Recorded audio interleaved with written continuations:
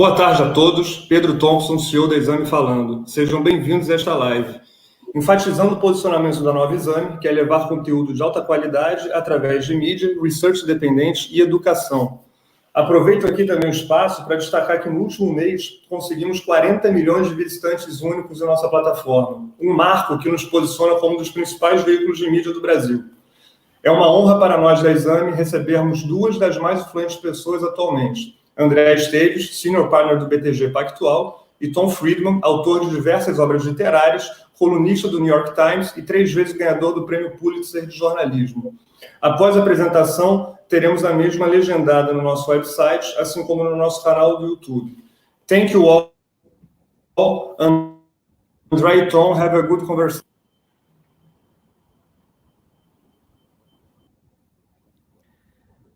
Okay, thank you all for being here with us.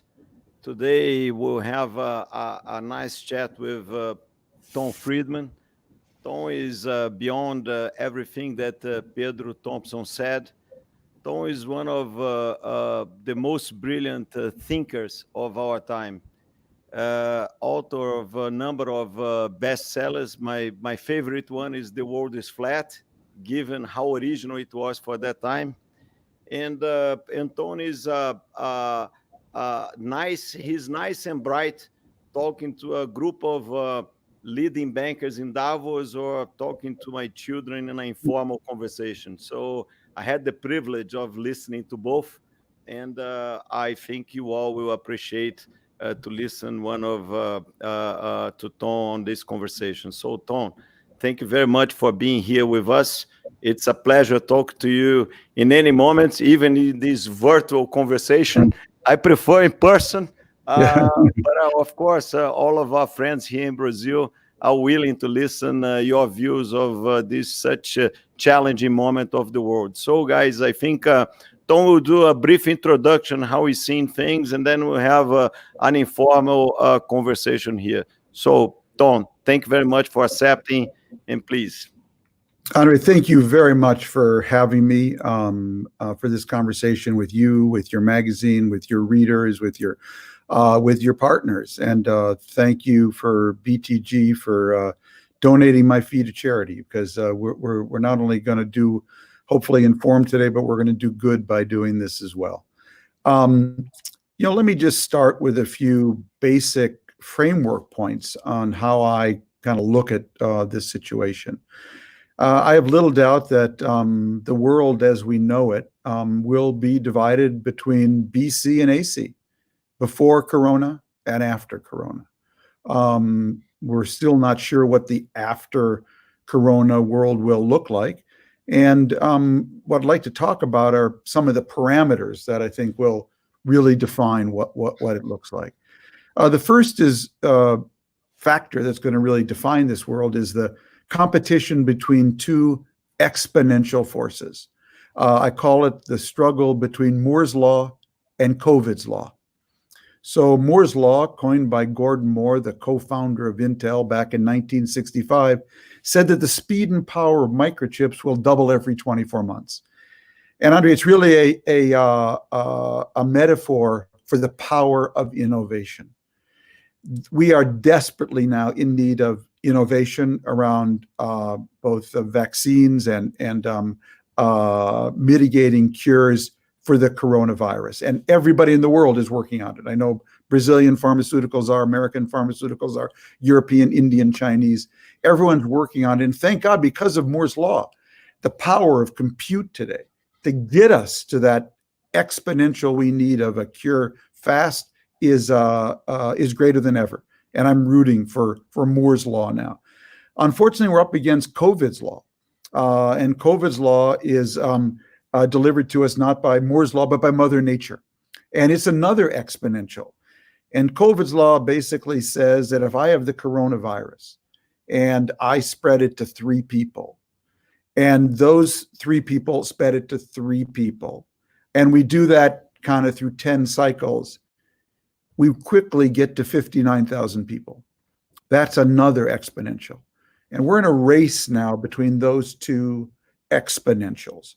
And how this this AC world, this after Corona world, looks will be largely determined or deeply influenced by that.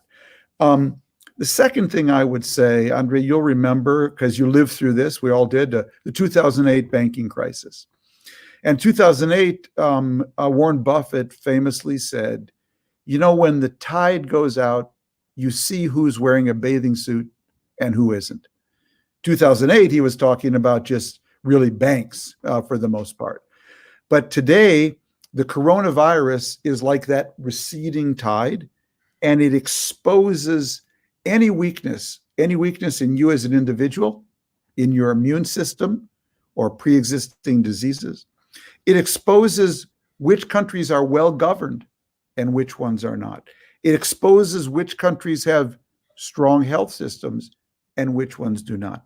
It exposes which countries and communities have high degrees of social trust and can work together in a crisis, and which ones don't. Andre, what we're living through is the mother of all stress tests.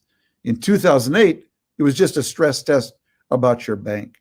But now it is a stress test about every society.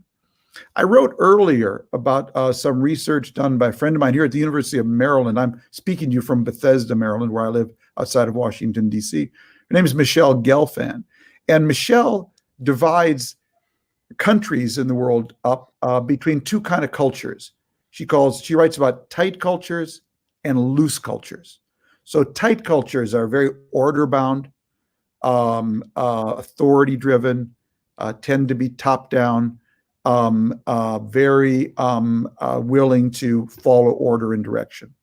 Loose cultures are very individualistic, not top-down, tend to be much more chaotic, and less given to following directions. What we're seeing in this crisis is that tight cultures appear to do better than loose cultures. So China, South Korea, Singapore, Hong Kong, Germany, all tight cultures, seem to be able to respond to this epidemic best. Loose cultures, America, first and foremost, Italy, Spain, little Brazil, have challenge meeting this kind of epidemic. Where I'm concerned right now, what I'm focused on right now, Andre, is how we begin to make the pivot from where we are right now, sheltering in place, social distancing. I'm speaking to you from my home. I'm basically here with my wife, have been for almost 3 weeks now. We have a curfew, in fact, in Maryland. How do we pivot from where we are now, trying to bend the curve, suppress the virus, and interrupt the transmission of it? How do we pivot from here to getting people back to work? Now, I actually raised that in a column over 2 weeks ago now. And at the time, it was somewhat controversial. People were saying, how can you even think about that? But of course, you have to think about it, because diseases of despair, that is, if I discover that I've lost my business, that I've built my whole life, my job, my savings, my future, that deaths of despair will be far greater than deaths of coronavirus potentially, if we don't find a way to approach this problem with what Dr. David Katz calls total harm minimization. It's not either or. It can't be either or. It can't be either we fight the virus or we think about jobs and work and the economy. We have to do both together in a way that will produce the greatest total harm minimization. And the big debate in America right now, and I can see from the little I've been reading about Brazil, you're having a similar debate, is when do we pivot from suppressing the virus, everyone staying at home, to going back to work? And basically, you see a couple models out there. One model being discussed in Israel in particular basically says, let's sequester everyone above the age of 67 and those with immune deficiency diseases or other pre-existing conditions that would make them very vulnerable to the coronavirus. And then let's basically let everyone go back to work.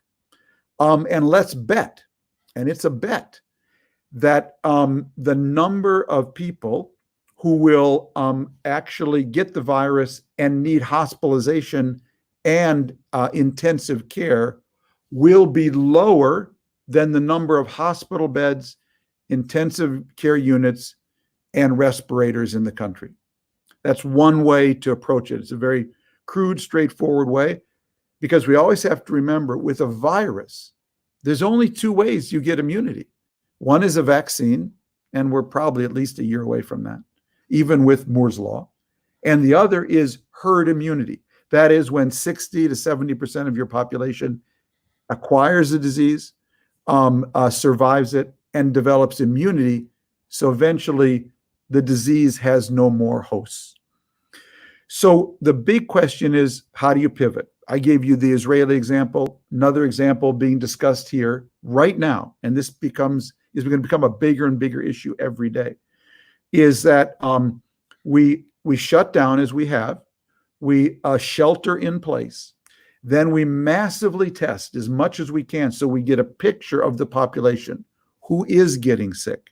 Who is getting sick and easily recovering? How many people carry the disease and don't even know it because it never actually emerges and afflicts them?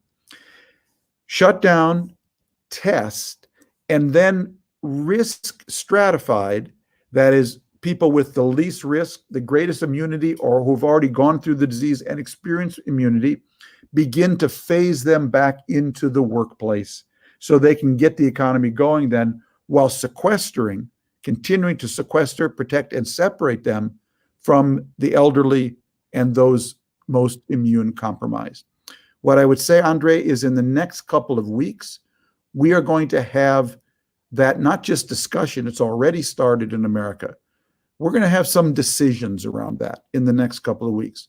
Because we have a federal system, that decision may be different in Oklahoma than it is in Maryland, which is not a good way to do things, but nevertheless, I can imagine that's going to happen. But this pivot is going to be discussed. Now, we may decide in Maryland and in Oklahoma, or under President Trump, that it's too soon to pivot. We can't do it at the end of April. We need to wait till May 15th. We need to wait till the end of May. I don't know what is going to be decided. All I know is eventually we will have to pivot. We'll have to do it with the most data and the most risk stratified intelligent strategy. But we'll have to do it when the virus is still out there. That is, the virus, until there's a vaccine, it's not going to go away. So we'll have to do it with masks, continued social distancing, and other preventative measures. Now, you can see with China's basically done that. And you can see in the last few days, they've faced challenges. They had to go back and close movie theaters again because the virus comes back. Again, you only get immunity when you've got herd immunity or a vaccine. So the virus started to come back. And China is able to use a very strict policing methods that democracies like Brazil, America, can't easily opt for. So that's one thing that I'm obviously very concerned about. I would say two other points, and I can see this in Brazil's own national debate, which in many ways mirrors ours. I wrote a column today, Andre, calling for a national unity government. And the reason I called on Biden, Biden had said he was going to appoint a woman for vice president. I said, that's fine, but it's actually much more important that you have a national unity government that stretches from the Bernie Sanders left to the Mitt Romney Republicans. Why do I say that? And I think Brazil faces this same challenge. Andre, right now, everyone's at home. Everyone's trying to help their neighbor. Communities are helping communities. Everyone's playing as nice as they possibly can and being as helpful as they can. But at some point in the next few weeks, the doors will open, the lids will come off, and people will survey the vast damage done to jobs, to workplaces, to companies. and to savings and to retirement hopes and to future dreams. When they do, there's going to be enormous social tensions and social stresses. Here I speak about America. We've had $2 trillion bailouts. Who gets bailed out and who doesn't? Right now, we're not talking about that. People are sheltering in place they don't even know yet. But we're going to have a gigantic debate over that when this is over. And you'll recall in 2008, that wrenching, what now in retrospect looks like a mini economic crisis, produced the Tea Party on the right and produced Occupy Wall Street on the left, that mini crisis. So imagine what kind of populist movements will emerge from this crisis. And for that reason, I argue we need a national unity government. We cannot address those social and economic strains in a partisan way. And the second reason we need a national unity government, I believe, again, because until you have a vaccine, until you have herd immunity, we're going to have people back in the workplace while the virus is still circulating. And just as after 9/11, André, people said, I want to know if the person sitting next to me on the plane is carrying a bomb. Now they will want to know if the person sitting next to me on the plane is carrying the coronavirus. In order to do that, it will require a high degree of intrusive medical applications, understandings that will probably be digitally applied. You may be asked to digitally connect a thermometer and send your temperature to the cloud every day. You may not be able to enter a restaurant without having your temperature taken. You may not be able to get on a plane without having a badge that says, I've had the coronavirus, I've recovered, or I've been secluded for 14 days or whatever. But we are going to have, along with this social debate, we're going to have a huge digital, civil rights and a public policy debate about what is the right intrusive level for the government to introduce in order to get the economy back to work and assure people they won't be infected by the person next door. Lastly, and finally, I would say this, and Brazil will face this challenge too. Today in Wisconsin, something very important happened. We had a big fight. The governor of Wisconsin, a Democrat, wanted to postpone the primary there. He wanted the primary to be postponed. He didn't want people lining up and going into voting booths and voting. He wanted to maintain social distancing. But the Republican legislature in Wisconsin blocked him from doing it. It went all the way to the Supreme Court, and they upheld the Republican legislature. Now, the Republicans did this because they believe they're opposed to voting by mail, because they think, I have no idea why, but they think that more Democrats will vote by mail than Republicans. So they forced Democrats in Wisconsin to line up today and vote in the Democratic primary. This is going to be a hugely contested issue. And the closer we get to November, and the closer we get to November without a vaccine, the question of how we have a free and fair election, a presidential election, in the context of a global pandemic is going to become a bigger and bigger issue. So those are the kind of issues I'll toss out for starters, and take it from there. Yeah, well, thank you, Tom, for your bright remarks. Situation in Brazil is very similar to what you described in US, right? We are something between, somewhere between 1 week or 2 weeks before you guys in US, maybe a little bit more. And the debate about how aggressive we should be in the lockdown or exiting the lockdown is very alive here. I expect that we take the scientific based decisions and avoid introduce politics in such a challenging moment, right? That's exactly the situation that you described in Wisconsin this week or today. Tom, maybe, of course, the debate here is about the virus and the pandemic and the consequence of that. But maybe in a short way, just to have a little bit of context, how you were seeing the world before coronavirus. Where were us before the virus? And then we will continue the conversation after that. So it's a really good question, because before the virus, one of the things I was arguing is that we were seeing actually a new divide emerging in the world. And that divide was between what I called the world of order and the world of disorder. And what did I mean by that? So, for millennia, the world was actually governed by empires. The British Empire, Spanish Empire, Ottoman Empire, Greek Empire, Roman Empire, Byzantine Empire, Mongol Empire. That's how we governed the world until the 18th, 19th, and 20th centuries, very gradually, through decolonization and post-World War I, post-World War II, we actually divided the world up into like 190 nation states. And we woke up at the end of World War II, and we had a United Nations with 192 different nation states. Now, the 50 years after World War II were a fantastic time to be a weak little nation state.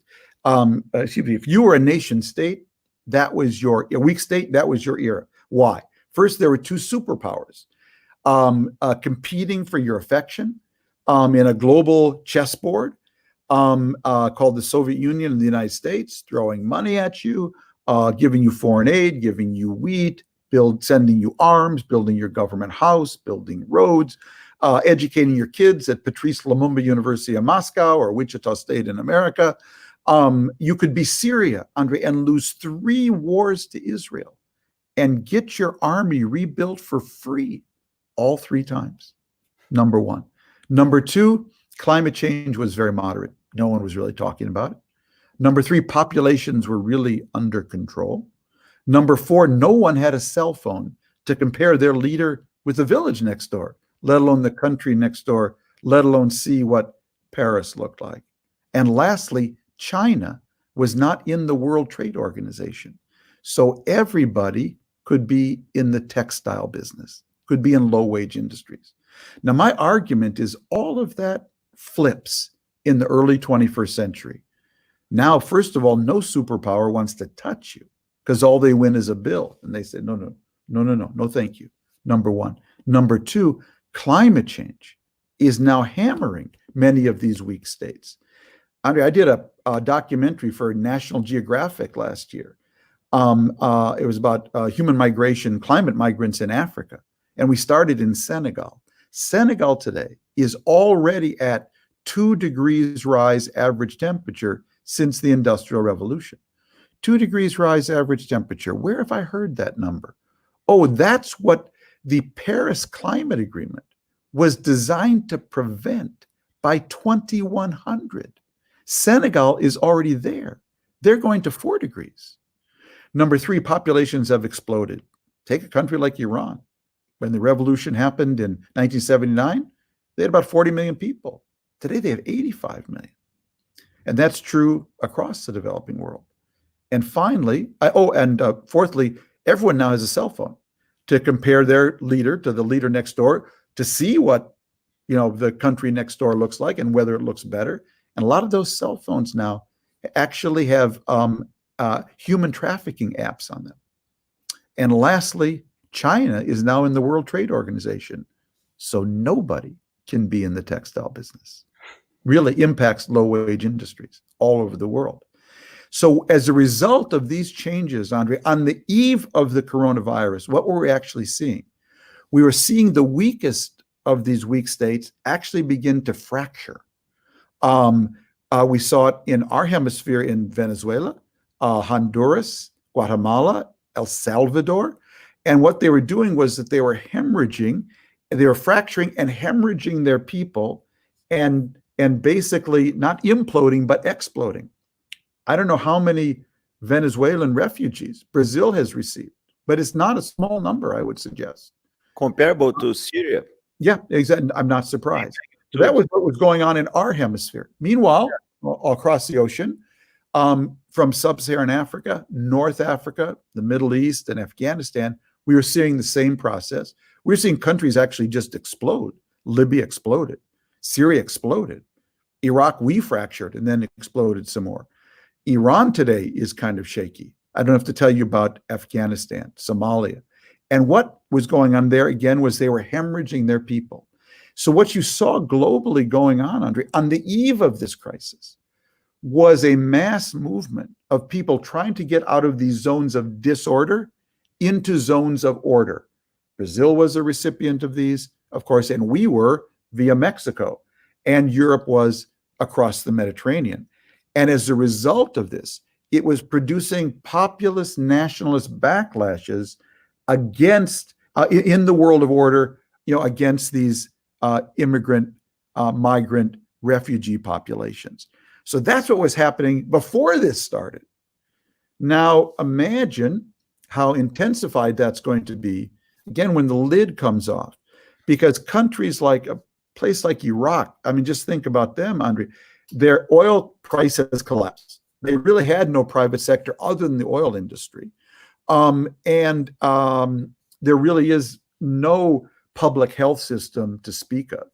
They're going to start hemorrhaging people. Iran, the same thing. Or think of India. India yesterday shut its railroads down for the first time in 167 years. And Modi told their people, all Indians, he had told them this 2 weeks ago, you should return to your home village and then shelter in place. He told them 3 things. He said, you have to wash your hands every day. They said, with what? He said, you need to maintain social distancing. Well, 8 of us live in a one-room abode. And he said, if you get sick, go to a doctor. And they said, well, there's one doctor for every 10,500 people in rural India. And so countries like India, Iran, Iraq, God forbid, I can't even imagine what will happen in Syria. Their only strategy, Andre, is going to be herd immunity.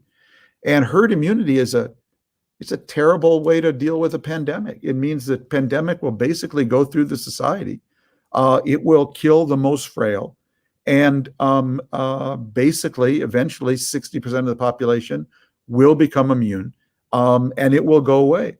By the way, Sweden, by design, is opting for that strategy in its own way. So we've got all these experiments going on around the world. But Andre, the most important point is there were a lot of frail states on the eve of this crisis, and they have only become more frail, and there are only now more of them. Yeah. And, some of the experiments are running by choice, like you mentioned Sweden in a certain way, even Netherlands, or today Denmark and Austria are relaxing their lockdowns. But certainly in Africa will not be by choice, right? They're going the herd immunity strategy. It will be peak, it will be horrible, it will be socially unacceptable, but eventually it will be fast. At least that's the good news.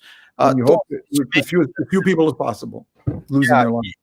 You mentioned the Middle East, and you are a very sophisticated oil analyst. Before we go back to the virus, and together with this a secular black swan that we are seeing with the coronavirus, we have also another smaller black swan, which is the oil crisis, right? Which is maybe too many black swans for the same lake, but not related to the virus, but amazing that we had a supply shock and a demand shock at the same time in probably the most important industry in the world, energy. So what's your take on what's going on in oil and the geopolitics of this crisis in oil? Well, I don't think this shock to the oil industry is going away very soon. I noticed Exxon announced this morning, don't hold me to these figures, but I believe it was a 30% drop in CapEx spending or something of that nature.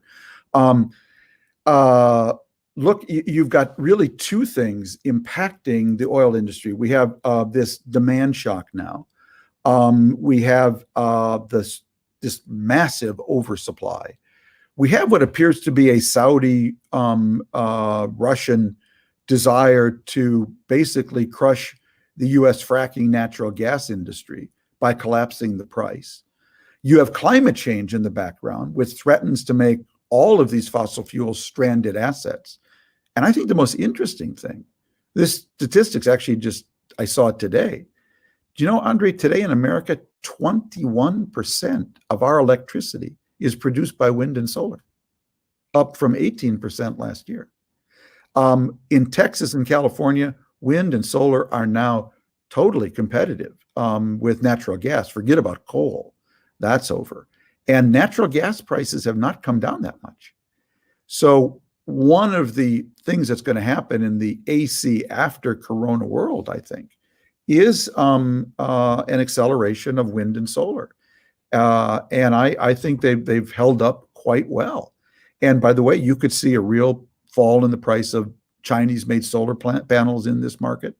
And so I think that's going to become a big, and I'm not in a position to give advice on it, but I think for Petrobras, for Brazil, at least, for the next 2 years, it's hard to see oil prices, going back to what they were before this, crisis happened very soon. I'm not an expert on the oil market, but this demand shock is going to be here for a while. But it's coinciding with a steady innovation, accelerating innovation, around electric vehicles, around wind and solar. And, one of the things that will also come out of this whole crisis, I think, for people will be a desire for much more distributed power generation to make your community more resilient, But, I'm seeing something I haven't seen since the 60s or 70s where, Trump is talking about imposing oil tariffs around the United States, basically to prop up the price so all of our domestic oil producers don't get crushed in this. Now, all of that is happening, Andre, without reference to climate change. And I think we need to remember that climate change is just the next fastball that Mother Nature is going to throw at, the next challenge Mother Nature is going to pose to us, and already is right now. There's a giant typhoon forming in the Pacific, I noticed in yesterday's news. And I think this is just going to keep coming. So we need to not only improve our resilience to pandemics, but also to climate change, because climate change is exactly like a pandemic with one little difference. Climate change never peaks. It doesn't peak and then go down. Once we lose the Greenland ice shelf, once we lose the Antarctic ice shelf, they're gone forever. They will not reflect the sun's rays off the earth, which helps keep temperatures down. Those rays will go directly into the ocean, and the oceans will rise. And there's no herd immunity to climate change. There's just an endless hammering on the herd. So between what this crisis is doing for demand for oil and natural gas, and what climate change will require by way of transition to renewables, I think really thinking strategically about dependence on fossil fuels is a really important conversation for Brazil to have, for America to have. Yeah. I'm afraid that with cheap prices, the energy substitution that is going on right now, and you mentioned how renewables became important even in the US, even with Trump managing the country, with cheap priced oil and everything around that. If we have a new challenge, right, at this moment, we have a relief for climate change because the world stopped for a few months. But next year, I hope, we all hope life will back to normal, but with oil at maybe $20 or $30. And our efforts probably will need to be multiplied because it will be very competitive again, right? Yeah. Different than oil at 70. So no it's a discussion for us, but that's another chapter. We will do another live about this. Let's go back to the virus. And Ton, you are not a scientist, but you are a fantastic observer. based on everything that you are reading and listening and analyzing, and where do you think we are in terms of the pandemic? Can we, in your view, can we declare that we peaked in Europe, we are controlled in Asia, and in US we still didn't peak, but maybe New York already peaked? How you are seeing the evolution of the pandemic from, again, not from a scientist point of view, but a qualified analyst? What's your take on where we are on the pandemic right now? Well, it does feel like we're peaking in New York, although after the governor intimated yesterday that he thought that was happening, today they actually had an even worse day. So, you know, the top will not be a sharp peak. It will be a jagged one and before it comes down. But I can only tell you here in Washington, D.C., where I live, we have not approached the peak yet. And there are predictions here, you know, that's not going to happen for at least 10 days. And so that's a real concern here. It seems to be rolling through these metropolitan areas. At the same time, Andre, like, we have no idea like what's going on in Florida, because Florida was very late to shut its beaches and to impose social distancing. And it's a state with many elderly people with many immune vulnerabilities. And so I think we need to watch that story. I would say, generally speaking, though, Andre, what you are seeing compared to a week ago is predictions of that 250 to 500,000 Americans could be killed by this. The predictions today have begun to come down to under 100,000, maybe only 70, 80,000, as a result of the mitigation steps, the social distancing, and the breaking of the transmission of the virus that's been going on. But the thing we just have to keep stressing is we are just sitting on it. We're suppressing it, okay? But we have neither a vaccine for it nor herd immunity to it. So the minute we do lift our foot off and begin to come back to the workplace, as we've seen in China, which has really harsh measures, we will not let you into this restaurant without taking your temperature. And by the way, if we find that you're elevated, we will actually take you to a test. And if we find you have coronavirus, we will take you to a hotel or hostel separate from your family. So that's how China is managing this. So, but even they are seeing it pop back up. And so the good news is it's the social distancing is working, but we're going to need enormous data in order to begin to risk stratify people back into the workforce. And even when we do that, the virus will be out there. You know, we've never had an enemy like this. Like in America, we fought the Nazis in World War II. And we were able to defeat them with brute force and solidarity.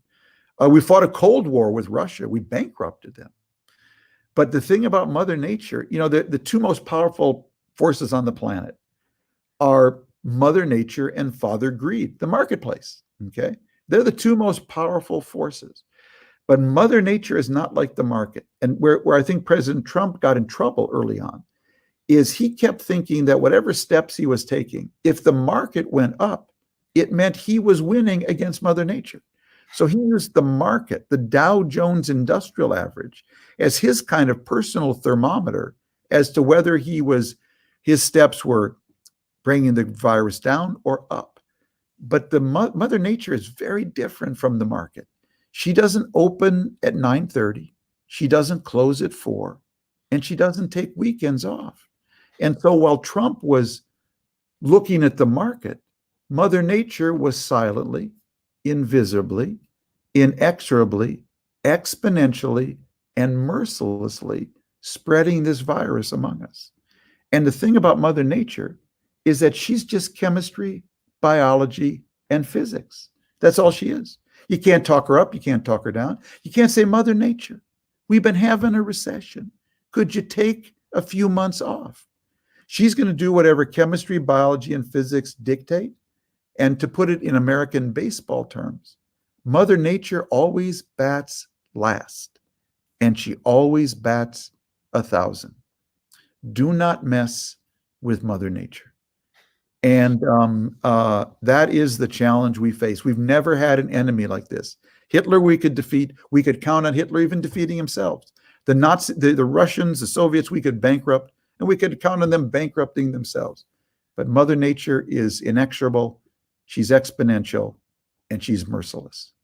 Yes, and I totally agree with you. And if you compare this crisis to the other crises of our century and the past century, and just to say a few, when you had the big crisis in the 90s, focus on emerging markets, you always had IMF or U.S. Treasury or a combination of them to rescue countries and regions, right? Southeast Asia in 97, Mexico in 95, Russia in 98, Brazil 99. Mother Nature doesn't do bailouts. No, zero. And when you had the 2008 and 9 US crisis, or 11, 12 European crisis, you had the emerging markets led by China booming, right? Which helped balance the world. And at this time, the only benefit that we have is a few weeks from distance from one country to the other, right? But we are all exactly in the same challenge. No one bail out. You might can import ventilators from China to US, but it's a very, very, very small. So it's quite difficult. Tom, you 2 weeks ago you wrote I like it very much, a provocative article about the lockdowns and provoking society in a certain way, if it was not too much group thinking on moving just one side. How you are seeing the challenge of the lockdown now? You mentioned a little bit of this, but I just want to explore more. That's the topic, right? It's the discussion in US, the discussion in Brazil. And now that apparently the pandemic is peaking and we are getting more educated about that, the question will be how we can get out and live with the virus that will be still around. But as you mentioned in your article, income is a very good leading indicator of health, right? And we need to find probably a very narrow passage of to go. Right, it's how you are seeing. What is the evolution of your article now, 15 days after you wrote, which another bright article, by the way. Thank you.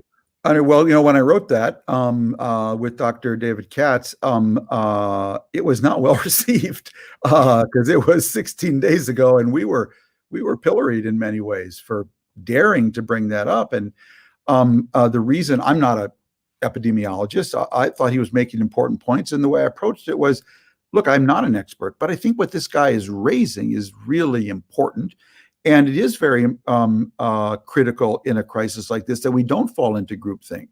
Look, if you ask economists a question, they're going to give you an economic answer. If you ask a solution, if you ask epidemiologists, they will give you an epidemiological solution. And the reason we have political leaders is to balance these two things.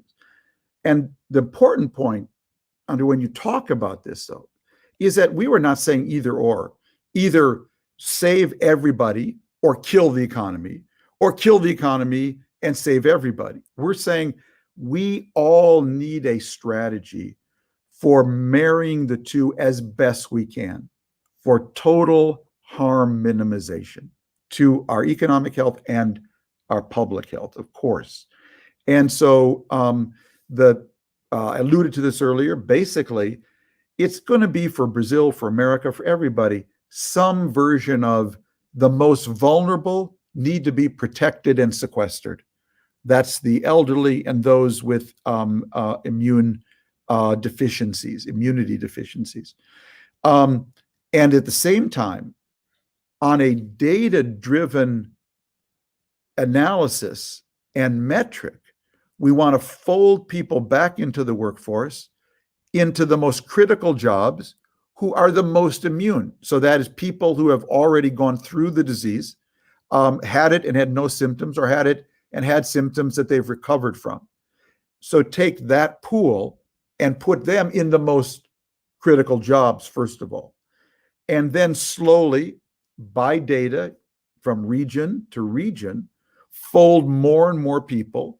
If you've been at home, say for 3 weeks, you have no symptoms, you clearly don't have the disease right now, fold more of them in with these people who are already immune, and simply keep doing it. Some form of that strategy, every leader in the world is going to opt for, I believe, in the next month at a minimum. And you know, Andre, these are going to be hard decisions. They're going to be hard decisions for your president. They're going to be hard decisions for President Trump, because the virus will still be out there.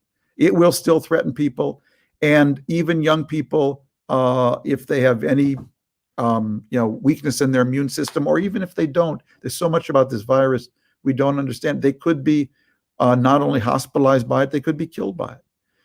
So I would say, and speaking just about America, Andre, sometime in the next month or so, President Trump is going to have to make the biggest who shall live and who shall die call that any American president has had to make since Harry Truman bombed Hiroshima.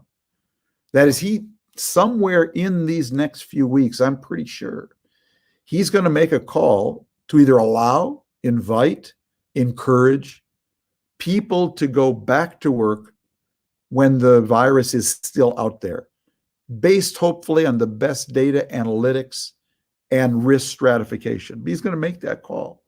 And as a result of that call, people could be harmed. They could die. It's going to be a very big decision.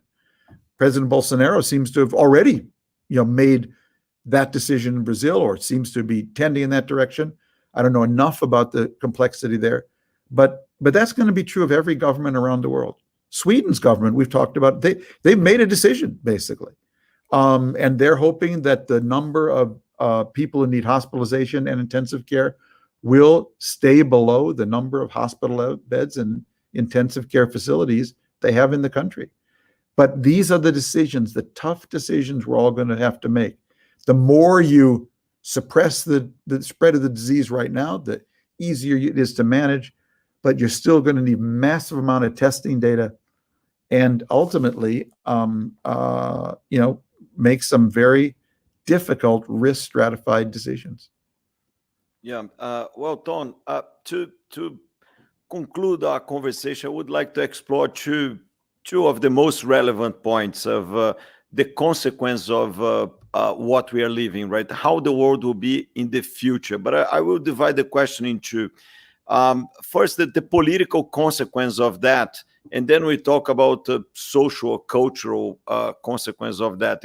As you mentioned, 2008 and 9 crisis created Occupy Wall Street, that probably created Bernie Sanders, or this version of an American socialism, if you want, or leftist populism. On the other side, the Tea Party, that probably created Trump as president in a certain way. So that were, let's say, visible political consequence of that crisis. And that crisis had an enemy that was an easy to understand enemy, that was the banks, or the financial system of the markets, or Wall Street as a whole. Here we have an untouchable enemy, right? A virus. It's a common enemy that helps, but in some ways doesn't help, because it's invisible, it's dangerous, and it involves something worse than people getting poor, which is people losing their lives. So the human psyche about death is quite complex, and people get really scared about this. So and you mentioned the elections, right? In a few months, probably will not be postponed. We'll have U.S. elections. What we can predict from the political environment after, not the results of the elections, but what will be the political environment after this crisis, or the best that you can say at this level? Well, we're seeing here in America, Andre, the complete reshuffling of the kind of political deck, as it were. Leaders in the upcoming elections, mayors, governors, and ultimately presidents, will now be judged by one metric, how well they performed in the face of this crisis. So whatever was going on in April, whatever was going on in February, March, in terms for our primaries or in your politics, it doesn't matter anymore. There is now one metric for leadership.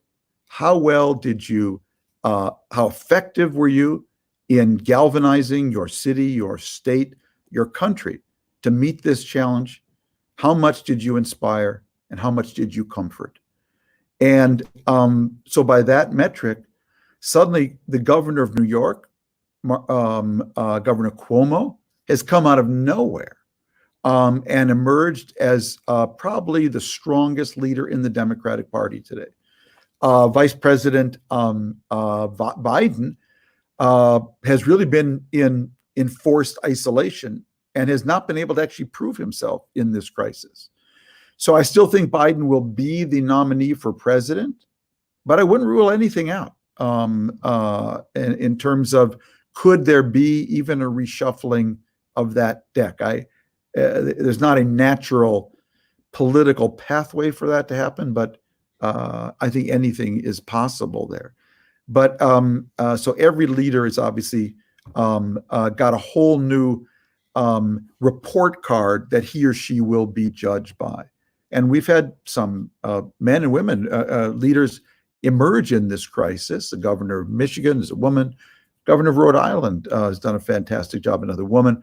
And what's interesting, and when you look across the world, you see autocratic governments that are responding well to this and autocratic governments that are failing. I think of the UAE, for instance. It's actually was very early in responding to the crisis, lockdown, and you would give their leadership at least high marks initially. We will see how it all ends, but they responded really quickly and really comprehensively. Yeah. Just to finish this one point, Iran did a very poor job. And by the way, religious communities pose a real problem for governments in these viruses. Evangelicals in America, ultra-Orthodox in Israel, fundamentalists in Iran, they want to go to the mosque, church, and synagogue. And that means being together. And this has been a real challenge in all of these countries. So you have autocracies that have done well and autocracies that have done poorly. Monarchies that have done well, monarchies that have done poorly. You have democracies that have done well, Germany, and democracies that have done poorly. And I would put America in that category. I have to tell you, Andre, we do not look very good without our bathing suit. And it's exposed the incredible frailty of our public health system and disaster relief system. And we'll get our act together. We eventually do in the end, but it hasn't been pretty, and it's nothing to be proud of. More generally, historically, America played three roles in the world for these kinds of great crises. We were the leader in coalescing the coalition to face whatever the crisis was, whether it was an enemy like Hitler or a virus like Ebola. Number two, we were a source of the best science, the best data. And number three, we were a source of aid and comfort to the afflicted. Unfortunately, we have not played any of those roles in our historical way in this crisis. Agree. Tom, looking at Europe that we didn't talk too much, and remember that the 2008-9 crisis in the US became 11-12 in Europe, that then suddenly became a much more relevant crisis, almost destroying the European Union. The North-South division continues to be there. And now the economic problem multiplied by 10. Right now, imagine what will happen to Italy or Spain after this whole destruction, right? So the economic challenge will be much worse. Do you think that we could expect more solidarity in the world? This is enough to keep, for example, Europe more united, or as a consequence of this crisis, we'll have another discussion about Europe like we had in 2012? was a really important question. I would simply say this. Right now, we in America are paying for this crisis, in effect, by the government issuing bonds and the Fed buying them. That's basically what's going on. Europe is doing the same through the ECB. And it all depends on how deep is the hole. And Italy's hole could be so deep.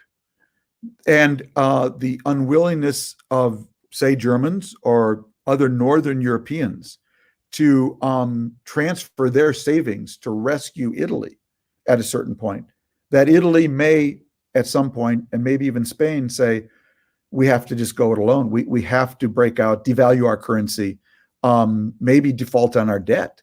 And it's the only way we can save ourselves. So I think that scenario is out there. And we should not rule that out. At the same time, and this is more your expertise than mine, we are debasing every currency in the world. We just did a $2 trillion stimulus. That's the entire budget of the United States government in a week. And we're not done. So what this will do to the dollar as a reserve currency, ultimately, and what this will do to currencies all over the world when everybody is doing the same thing, how that doesn't end up being good for gold and Bitcoin at some point, I don't know. It's not my expertise, but we're seeing a massive printing of money going on, and it's not over. No, and it's amazing that U.S. is the largest financial package on an absolute basis, which is reasonably expected, but also on a relative basis, right? Yeah. And it's happening with the dollar at all-time high against any other currency in the world. So it's a puzzling scenario. And well, that's a flight to safety issue, but it's that won't always be the case. I mean, it's I don't think the yuan is going to replace the dollar anytime soon. But I will tell you, Andre, more broadly speaking, I'm going to repeat what I said earlier. We don't look very good without our bathing suit, I have to say. It's exposed the fact that America's political system was designed by the founders to disaggregate power, to divide power, to share power between an executive, a legislative, and judicial branch, because our founders did not want to have a monarchy. And the system, when you divide power that way, it presupposes, it requires that the two political parties compromise. If, though, you have a system of divided powers and you have two parties that become tribally, ideologically opposed and incapable and unwilling to compromise, you really have total gridlock. And we've basically had that for 20 years. We have not been able to do anything big and hard for 20 years. And you can only go along as a country for so long and be dumb as you want to be. And eventually it shows up. It shows up in things like the fact that the bullet train, the Amtrak bullet train from New York to Chicago takes about 19 hours and 10 minutes. The bullet train from Beijing to Shanghai takes 4 hours and 7 minutes. And it's longer than New York to Chicago. My colleagues in China will actually sit in Shanghai and say, I'm going to meet someone for lunch in Beijing, but honey, I'll be home for dinner. I can assure you, none of my colleagues in Chicago say, honey, I'm taking the train to New York today and I'll be home for dinner. I'll be home for dinner a day after tomorrow. And so, yeah, exactly. So I worry about these things. We have some amazing companies, but when Donald Trump term ends in November, there isn't a bridge or a highway in America that will be called the Donald J. Trump Highway. We have not built any significant infrastructure in his term. And by the way, that included in many ways Obama's as well. We can only be dumb as we want to be for so long. We used to be able to do this stuff. That used to be us, but it's not right now. And if you ask me what I hope will be the biggest wake-up call after this, it will be about that if we don't find ways to come together politically, we can't just keep being dumb as we want to be without, I think, a huge cost to the next generation. Yeah, no, very, very good comments. Tom, just to finish, please, how you see the world moving from political or economically to a more social, cultural, or sociological? What will be the change? Can we, for example, conclude that we'll have a very relevant setback of the sharing economy? Or how will be the world after the virus? Because as you said, first, until we arrive in the after virus will take a while, right? We need to achieve herd immunity or expect for a breakthrough in terms of treatment of vaccines here. What should be the world that we could expect on a more medium-term basis from all of these that is happening? As you mentioned, a lot of that regarding the Twin Towers attack or even the financial crisis. In this crisis, what will be the sociological legacy of that? Yeah, it's a really good question. Now I'm going to completely contradict myself because it all depends on time frame. So I've been a journalist now since 1979. I'm really old, 42 years. And if there's one thing I've learned in 42 years, the biggest mistakes I've made in journalism was when I started a news story or a column with this sentence: the world will never be the same. always gets me in trouble. Okay. So let's remember, we had a pandemic in 1918. And at that time, there were only 1.8 billion people on the planet in 1918. And lo, here we are a century later, and you and I are having a live conversation, and I'm in Bethesda and you're in Brazil.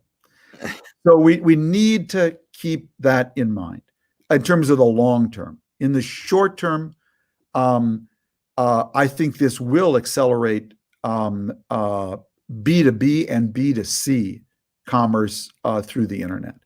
You know, Andre, I went shopping yesterday and I put my Visa card at the grocery store here in, and it said, your chip is malfunctioned. So, oh my God, I just got this card a month ago. So when I got it a month ago, because it had malfunctioned a month ago, I called Visa. I had a lovely woman on the line with me, and we walked through all the security questions, and I got my card. This time when I called Visa, I got home yesterday afternoon, called Visa right away.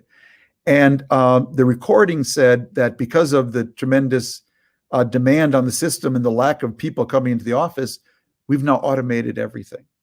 And I got my new Visa card, which required a lot of security steps, completely digitally over the phone. All I can tell you is this: whoever was doing that job before this crisis, they're not coming back to that job. So we are going to see the digitization of so many things that we're going to discover. We're going to discover amazingly good things. I've really enjoyed this conversation.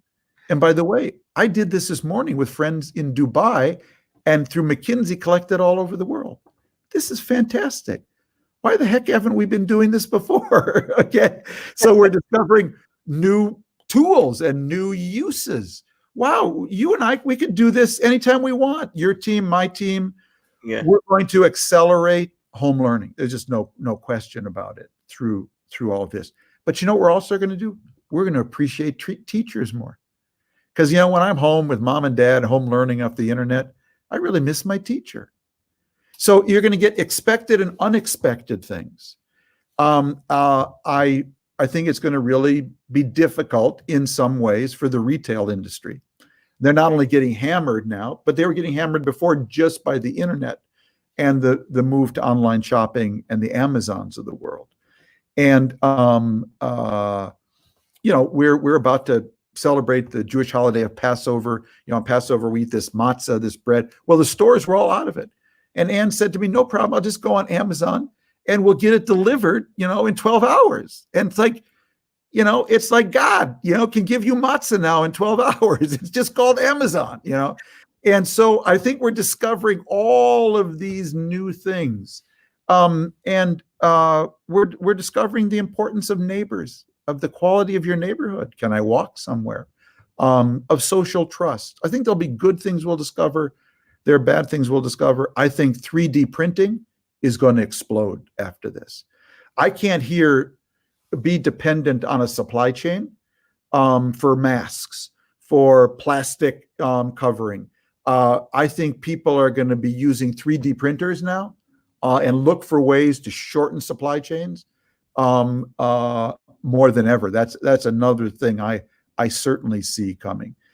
So, I think there'll be really good surprises like this, how easy it is.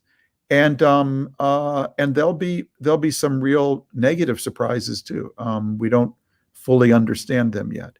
The sad thing to me is before this crisis, I can only speak about America, not Brazil, but we were talking about the income gaps happening today, but we were talking about them, Andre, as you know, in a context where actually the floor was rising. The problem was the top was rising even faster and farther, but at least the floor was rising. We were seeing some of the lowest paid sectors of our society actually, seeing their wages rise or because of demand and competition for labor in a growing economy. Now we're going from that, where at least the floor was rising, even if the ceiling was rising faster, to now where the floor is collapsing. And the social strains, the stresses on that, people just devastated. How we take care of those people is really going to define politics in Brazil and America, I think, more than any other single factor. Yeah. Well, Tom, thank you very much for sharing your reflections with us. The pleasure. Brilliant as always. And for all of you that are here with us, thank you very much for being together. And once again, Tony, it's a pleasure talking to you. Thank you very much. And continue to provoke the society with your bright articles and very honest thinking. Andre, I will do that. It was a pleasure. Thank you again for your charitable contribution and my wishes for safety and good health to you, your family, and everyone in Brazil. Send my regards to Anne also. Thank you very much. Yeah. Bye, guys.